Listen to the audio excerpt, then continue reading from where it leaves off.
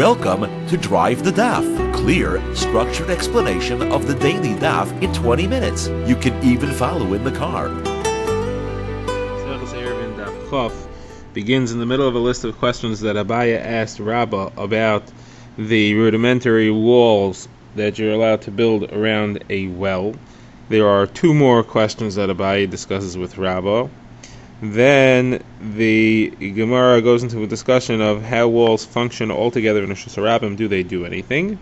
After that, the Gemara goes back to the Mishnah and analyzes the halacha of the Mishnah that your head and the majority of the body of either a person or an animal have to be within the reshus you're drinking from. And the Gemara has a couple of questions about an animal, how that applies to an animal. Does his head have to be within the reshus, and does it make a difference whether you're holding the vessel that he's drinking from or not? So first of all, we have two more questions of Abayi to Rava, and again we're discussing the well. The well again was a heter, special heter that Chazal made for oile regel, and were traveling and they needed to be able to get water out of a well, so they let them make a very weak wall, which is made just of four corner pieces, put around the well. The four corner pieces are spaced far from each other. The gaps between them could be 10 to 13 and a third amas, depending who you're holding like, which is far more than is usually allowed because it's far more gap than wall. But this is a special heter that was made. So now Abaye has two questions. This first one is, what if there is a chutzner that actually opens to the gap? The entrance to the chutzner is the gap between the two corner pieces in the fence made around the well. Are you allowed to then carry between the well area and the chutzner? So he asked this question to Rabbah, and Rabbah said it's mutter. You're allowed to carry. You don't have to have an eruv chatzeres here. There is no owner. There is no person who lives in the well area, and therefore it's not considered as if one person owns that and someone else owns the chutzner, and you have to combine the reshuyos, and therefore you're allowed to. The next question was, what if there are two chatzeres? It means you have two chatzeres side by side, sharing a wall, and they both open into the same gap side wall of the well area. Are you to carry there? And on that, Rabbah said it's forbidden. Rav Huna explains why it's forbidden, and he adds a halacha. Rav Huna says it's forbidden even if you have an erev chatzeres or a shetufei mevois between those two chatzeres through a different wall. That means, again, you have two chatzeres that are sharing a wall that both open into the well area. That wall that the two chatzeres are sharing has a doorway, and there's an erev chatzeres that allows you, or theoretically would allow you, to carry from one chatzer to the other chatzer. Still, you can't carry into the well area or from the well area into the chatzeres. That is Rav Huna's opinion. Rava says you're allowed to. What's the issue? So Rav Huna says the problem is that people may not realize that there's a doorway, and they may think that the reason why you're carrying from the well area into either chatzer or vice versa is because the well area is like a mavoy that the two chatzeres open into, right? Both chatzeres have an opening into this well area, and therefore they may think that if you have an erev, you must have an erev chatzeres and a shetufim mavois, and that's how you're allowed to carry into the mavoy. Otherwise, you're not allowed to carry from a chatzer into a mavoy or from a second chatzer unless you have an erev chatzeres and a shetufim mavois. So here, the reason must be because you have one, and they're going to learn from this that a well area counts as a mavoy, and you can use an erev chatzeres or shetufim mavois in such a circumstance. That is not true. A well area does not count as a mavoi, and the reason is that a mavoi has rules. A mavoi has to be a certain shape, and it has to be closed on at least the two sides, possibly three sides. This thing is open on all four sides, so it definitely can't count as a mavoi for shitufei mavois, and therefore we're afraid if we let you carry, even if you have an erev chatzeres between the two chatzeres, you are going to make mistakes. People won't realize that there's another doorway between the chatzeres directly, not including the well area. They can end up carrying, and the wrong halacha will be learned from this. Now, Rava says it's not a problem. Rava says you don't need to worry about it. So says Abaye, there's a brisa that supports Rava, and it's a kasha and Rav Huna. What does the brisa say? Almost discusses the case exactly. If you have a courtyard, says the brisa, that opens into the well area, you're allowed to carry from the well area to it and vice versa. But if you have two, it's forbidden unless you have an eruv. So you see clearly, if you have an eruv, it's okay. As long as there's an erev chatzeres between the two chatzeres, and again, this is to a different doorway, that's okay. So it's a kasha and Rav Huna who said that we have this gzeira. So Gemara says it's not a problem. Rav Huna was referring to where that doorway was not clear. It was somewhere along the length of the wall. The brisa that says it's okay is referring to where the doorway is obvious and open, and everybody could see it. There's a machlokes rishonim if that means it was in the end near Rosh Hashanah or it was in the end near the well area. Either way, it was well seen, well visible, and everybody's aware of it, and therefore everybody's going to know the reason why you're allowed to carry is because of that other Erev Chatzer is using the other doorway. They're not going to think that you made a shitufim avos using the well area as a shituf, which cannot be. Okay, now Abai is next, and final question to Rabbah is what happens if this well that's surrounded by this well area with the 4 corner boards, what happens if the well dries up on Shabbos? So he answered, Rabbah answered, what do you mean? The whole reason that the whole well heter works is because there's water there. There's no water, so those corner pieces no longer function as walls, and therefore it doesn't work anymore. So now Ravin asks, so what happens if the water comes back on Shabbos? What happens if it rained on Shabbos and it comes back? So says Abaye, listen, if it dried up on Shabbos, you don't need to ask that because I already asked Rabbah and he said that it is forbidden if it dries up. If it comes back, you also have no shiloh because what happens then? When it comes back, you want to say that the walls are now reinstated as legal walls. We have a brisa specifically that says that any walls that come into existence on Shabbos, whether on purpose, whether by accident, whether you were forced, whether you did it willfully, all these cases, the walls don't count as walls. So these walls came into existence by themselves, but they right when it rained, now these walls became halachic walls, these corner pieces. But it's no longer. But any wall that comes into existence on Shabbos doesn't count as a wall. So Gemara says, okay, well hold on a second. But that halacha, that walls that come into existence of Shabbos don't count. Rav Nachman said that's only l'chumra. That's only that you can't throw something from Rosh Hashanah into there because it counts as a Rosh Hashanah l'chumra. But to count it l'kula, that it doesn't. That's not what the brisa was referring to. To say that you can carry within those walls, the brisa didn't specify that halacha. So that's what we're asking about.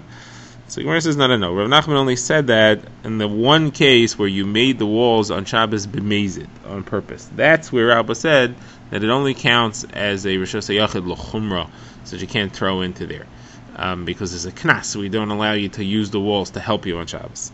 But in the other cases where it was not made on purpose, there the brisa is clear that the walls do not count for any reason, not l'chumra and not l'kula. Okay, the Gemara now continues with another halacha about these 4 corner pieces. And Rav Elazar says that they count as real walls mido eraisa. And if somebody were to throw from Rosh Hashanah into between those 4 walls, he would be violating an Issa Deraisa because it's a real Rosh Hashanah Deraisa. So Gemara says, well, hold on a second. Of course it's Rosh Hashanah Midaraisa. If it wouldn't be Rosh Hashanah Midaraisa, how could the Rabbanan say that you're allowed to use it as Rosh Hashanah to draw the water? We understand that the leniency they made, that you're allowed to use it, was a leniency that it shouldn't be Asr Midarabanan. Fine, but if it wouldn't be Rosh Hashanah Deraisa, they wouldn't be able to do that. So for sure it is. So Gemara says, no, he wasn't referring to the actual walls around the well. He was referring to if you made the same scenario. You made 4 corner pieces arranged in a square, stam in Rosh Hashanah in the middle of the street. That also counts as Rosh Hashanah Deraisa. So Gemara says again, obviously 4 corner pieces constitute Rosh Hashanah Deraisa, whether there's a well there or not. Otherwise, you wouldn't be able to use it around the well. Gemara says, no, he's teaching me a different halacha. You set them up in a real Rosh Hashanah, and people walk through between the corners. A large, vast numbers of people actually travel there. You may think that the fact that a street actually passes through there destroys the concept of using them as halachic walls. You can't view the gaps as being walls if people are all marching through there in hordes. On that, Rav says no. Walls are very strong, and even if people are walking through there, it still counts. So Gemara says, well, Rav Elazar already taught me this halacha once, because we have a Mishnah quoting Rabbi Huda, who says that if you have walls of some sort on a road, you should move it to the side, because on the road it doesn't work. The Chachamim say, no, the road is not a problem, it could still work. And on that, Rabbi Yochanan and Rav Elazar, and that's what we're focusing on, Rav Elazar commented and said, here you see how strong mechitzas are, how strong walls are, is that even if a vast number of people are walking through them, they still count halachically. So Gemara says, so why do you have to say it twice? So Gemara says no, because over there he didn't say it on his own as halacha. He just said that this statement of the Chachamim seemed to teach me this. That he himself agrees with it, we don't know. Here he's telling me that he agrees with it.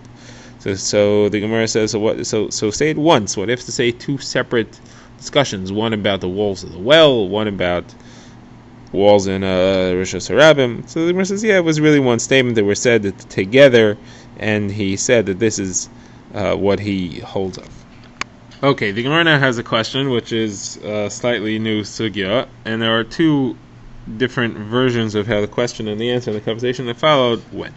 So first of all, we're discussing where you're standing in one rishus and you're drinking in a different rishus. The problem is we don't like that, because what's likely to end up happening is that you'll bring the kli that you're drinking from back with you into the rishus that you're standing, and then you'll have transferred from rishus to rishus and violate the isser of carrying on Shabbos. So therefore we say it's only permitted if your head and the majority of your body is actually leaning into the rishus in which your cup is, that where you're drinking, and just your feet and the minority of your body are left behind in the other rishus.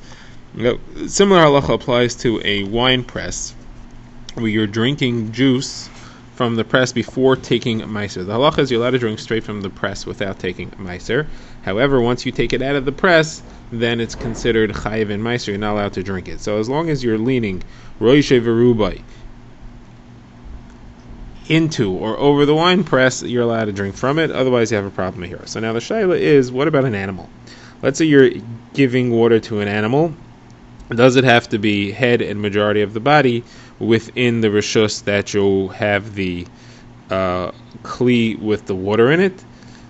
Or do we not say that halacha over here? So the Gemara narrows down the case over here, and the main issue will be, are you holding the animal's head so that it cannot twist its head back out to the other rishus, or not? Rashi, we had a similar discussion on the Mishnah, and Rashi over there understood that the problem was that if the animal moves back, you're going to end up following with the kli, and you will carry it into the other rishus. So there's two versions of this. So the first version of the question is, will this work only if the animal is head and majority of the body within the rishus that it's drinking?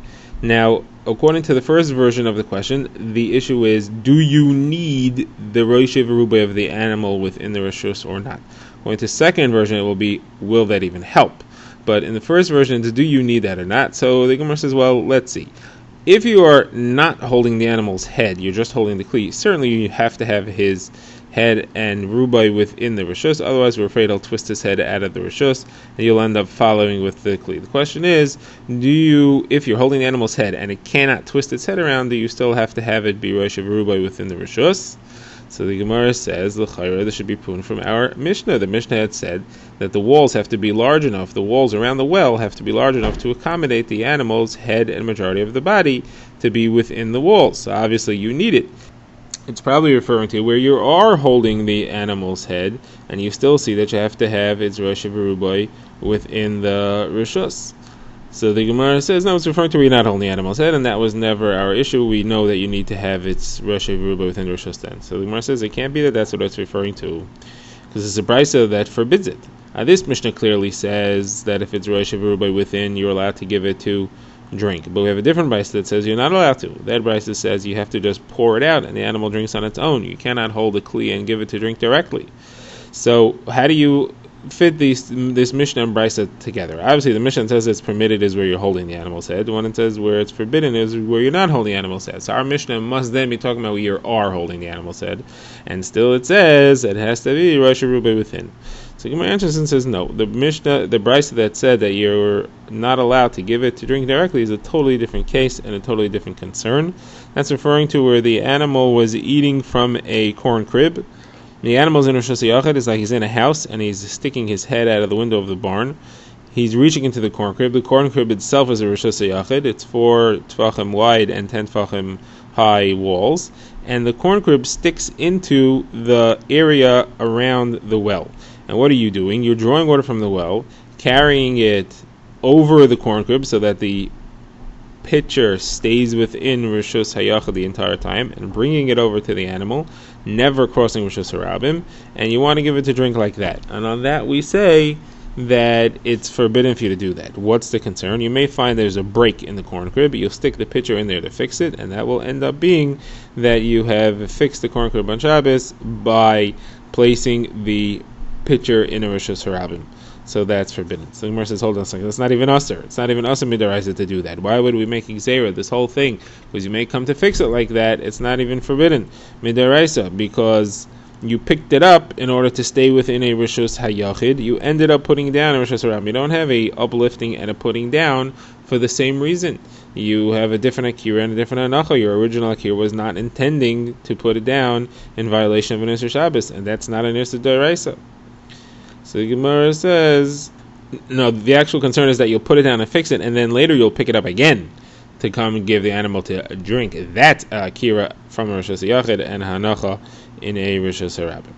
Okay, now the second version of this says that the Gemara's question was, will Rosh Verubai even help? If you have the majority of the animal's body together with its head actually in the Rishus, will that even work by a cow? So the Gemara says the reverse of what we said before. As long as you're holding the animal's head, there's no question, it definitely will work. The question is, will it work if you're not holding the animal's head? We said we have the Mishnah. The Mishnah says that you'll have to have the walls far enough so that you can bring the animal within, Rosh Verubai. And probably it's referring to, in this case, in this version, where you're not holding the animal's head. The Gemara says, no, it's referring to where you are holding the animal's head, and I'll prove it to you. It's logical that it's referring to where you are holding the animal's head, and therefore there's no proof, because we have another brisa where it says that it's forbidden to give the animal to drink at all in a different rishus. You have to just pour the water out. So how do you resolve the Mishnah and the brisa? Obviously, our Mishnah is talking about where you're holding the animal's head, and that's why it's permitted.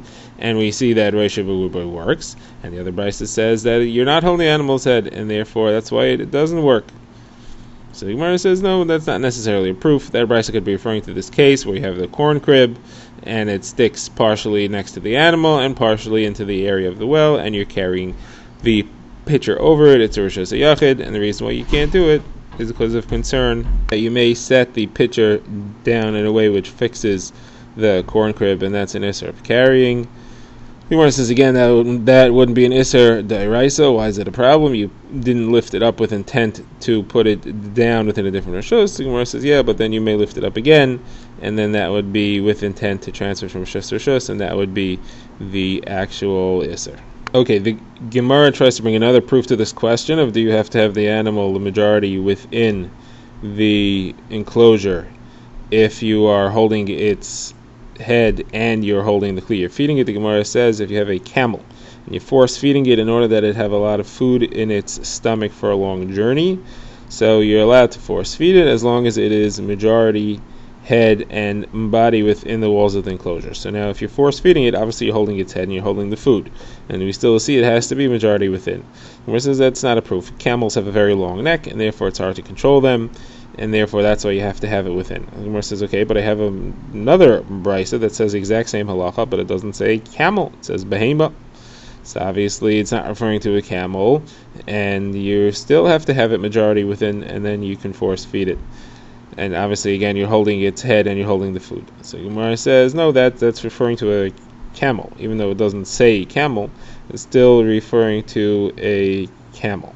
Gemara says, what do you mean? But there's two different brises. One says behema and one says camel. So obviously they're not referring to the same thing. Gemara says, listen, if it was one brisa and it said in one place camel, one place behema, you'd be right. It has to be different things. This is two different brises in two different areas, and therefore it's referring to the same thing even though it uses different words. And we also see another brisa where Rabbi Eliezer says specifically that a camel is where you have a problem and you need it to be within because it has a long neck and it's hard to control. Drive the Daf is a project of the Grand Woodlands Shul and is presented by Rabbi Yitzchak Landa. Find us on YouTube or subscribe to daily emails by emailing drivethedaf@gmail.com.